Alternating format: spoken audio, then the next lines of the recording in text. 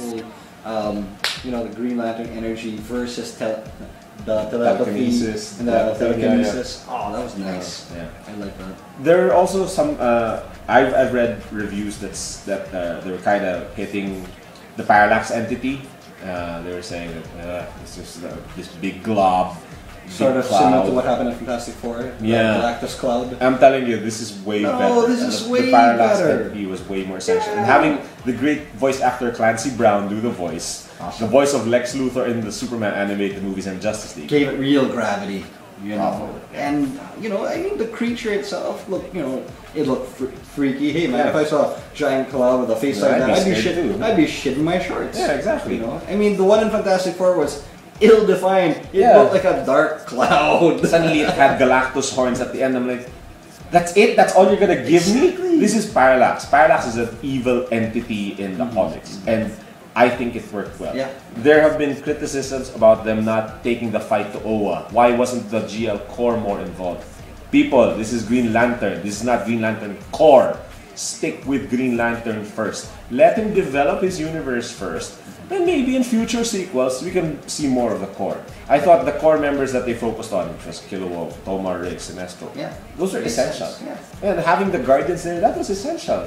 Owa looked great. I thought the training montage was awesome. Bit short though. A bit short, I wish yeah. there was more. Yeah, I wish yeah. there was more. Though. Because you kind of get the sense that all this happened in one day. I think maybe they wanted to really make it like, it's happened like over the course of a few weeks. I loved it, watching it, but man, I was thinking, I wish there was so much Yeah, more to it. yeah. And I think one of the main complaints that reviewers have been saying is that this whole thing is like all purely set up, and I don't see it. Yeah, In I fact, don't they see say they actually throw in a lot Yeah. in this movie to make it not seem like purely set up. I think the only setup was that scene at the end of the credits. Yeah, that's about that's it. Yeah. There's nothing here that says, I want this, what's going to happen next. This is like, doesn't seem like anything else. There's a lot of resolution there, and I like the fact, there are also critiques about the constructs that the Green Lantern comes up with. I thought they were great. They were fun. Especially the last constructs, the jets. Yeah. That was brilliant. I mean, it it's goes back to signature. his roots. Yeah, it goes back to his roots. what Hal Jordan is. He's a pilot, Air Force pilot. Of course, he's going to use jets. Yeah. And it's just amazing, even though he uses the constructs against Parallax, Yeah. on Earth. Yeah. The way he uses it. Even it's the first amazing. time the power comes out of the ring with the punch, it's a throw. It's basically calling out all of us fanboys because it's, for the longest time, Green Lantern's been famous for forming a boxing glove. Yeah, that's true. Like Green Arrow comes up with a boxing glove arrow. So that was it. That was his call out to all of us. Yeah, and I think they're all created constructs. Yep. Yep. And very enhanced by the 3D. Yeah. Well done by the 3D, and it seemed very seamless. Yeah. Like in set in the real world. Yeah. It didn't didn't seem off-putting. Yeah, and I was thinking, look, the movie, they spent $300 million. Warner Brothers and DC spent $300 million making this film. What more did people expect? Come on, people, this was already a great film. I don't know what is wrong with all these critics. Screw you guys. It's I loved it. I think for them it's all we've seen this all before. It's a typical superhero story. It's Green Lantern, that's the story That's of Green the story Lantern. of Green Lantern. People Get with it. But I think it differentiates itself enough from the other standard superhero fare. Yeah. And I agree, man. and it's not even what are they expecting? Dark Knight, Yeah. with themes and with a certain with all the issues of Dark Knight about security, about light, about life in general here. It's let's face it, superheroes are were supposed to be designed for kids. Yeah.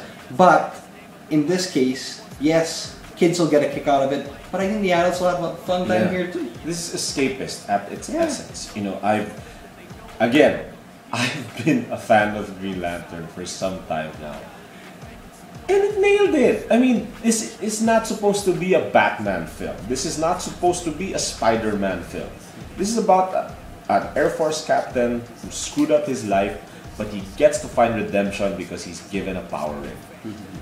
And he gets inducted into an intergalactic brotherhood of basically policemen. And they go out and look for trouble, and anything that they can think up is possible through the power ring. So, what were they expecting? Look, daddy issues are par for the course for all superheroes. Yeah. Spider-Man had it, Batman, to a lesser extent, Superman had it. Yeah. Green Lantern, it's the same thing. Yeah. I mean, okay, maybe I felt, you know, a little bit the flashbacks are a bit shoehorned in, but then it was okay. It was, you know, it's a fast way of developing the character. Right. And yes, the whole idea about, you know, Green Lantern is supposed to be the most, the bravest of them all, right? Yes. Yeah. You know, especially because you have to overcome fear. Yeah, overcome fear. You know, and the whole idea here is that no, he is someone. Someone who's actually afraid of feeling fear. Yeah. I think that's the core of Hal Jordan. Yeah. And maybe that was his conflict in the movie. And the way they convey the whole idea that it's not about being brave, it's about having the strength to overcome fear. Yes. I think it was conveyed really well. Yes, I agree. Because, you know, it's so easy to just say it as, you know, you're fearless. Like, you know, to a lesser extent, Daredevil in Marvel is supposed to be the man without fear. But again, it's overcoming the fear. And I like that it was actually Carol Ferris's character who says it. Yes, you know, exactly. That helps him realize it. Yeah.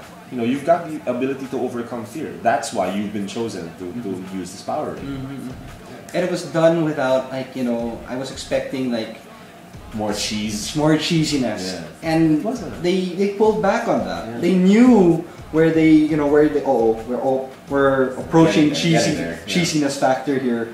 They pulled back. Yeah. You know, it was it was in the dialogue, and you know, and even in the music, it didn't get to that point. Yeah. Standard. And I was wondering though about the kid. You know, the kid, his nephew. I said, like, I was surprised that, like, you know, they only showed one. You know, I thought they were gonna build up on that. Yeah. It was just one scene. I guess it was just, you know, just setting the character. Hey, To humanize him a bit. yeah, more. humanize him, making that seem like a complete jackass. Yeah. Ryu,